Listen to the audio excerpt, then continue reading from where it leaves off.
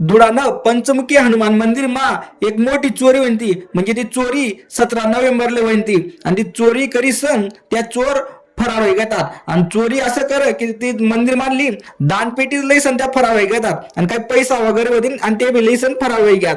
त्यासले हाय लाज वाटणी नाही की देवना मंदिर मा त्या चोरी करायला त्याशी मागे पुढे विचार करा नाही. आणि विशेष सांगा गोष्ट म्हणजे अशी आहे की त्या चोर 5 चोर पैकी 4 चोर धुळानाच आहेत आणि एक चोर नंदुरबारना सांगी राहणार.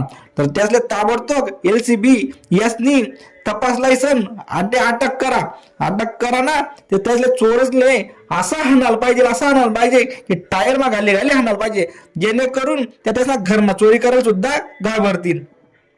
बोलली खानदेश मराठीसाठी संदीप त्रिभुवन धुळे. धुळ्यामध्ये पंचमुखी हनुमान मंदिरामध्ये दिनांक 17 नोव्हेंबर रोजी एक मोठी चोरी झाली होती. त्या अनुषंगाने LCB त्यांचे सर्व अधिकारी आणि स्टाफ यांनी अतिशय चांगली मेहनत घेऊन आज 5 आरोपी अटक केलेले आहेत. त्यांची नावं आहेत सनी रमेश चव्हाण, हा वरखडी रोड धुळे येथील राहणार आहे. सुनील गायकवाड हा देखील धुळ्याचा राहणार आहे. सलमान युसूफ पठाण हा साखरी रोड येथे राहणार आहे. जाकीर हमीद शेख हा पण देखील साखरी रोड येथे राहणार आहे. आणि नंदुरबार येथे गजानन अशोक सराफ हा सराफ याचं दुकान आहे. या 5 लोकांना आपण अटक केलेली आहे.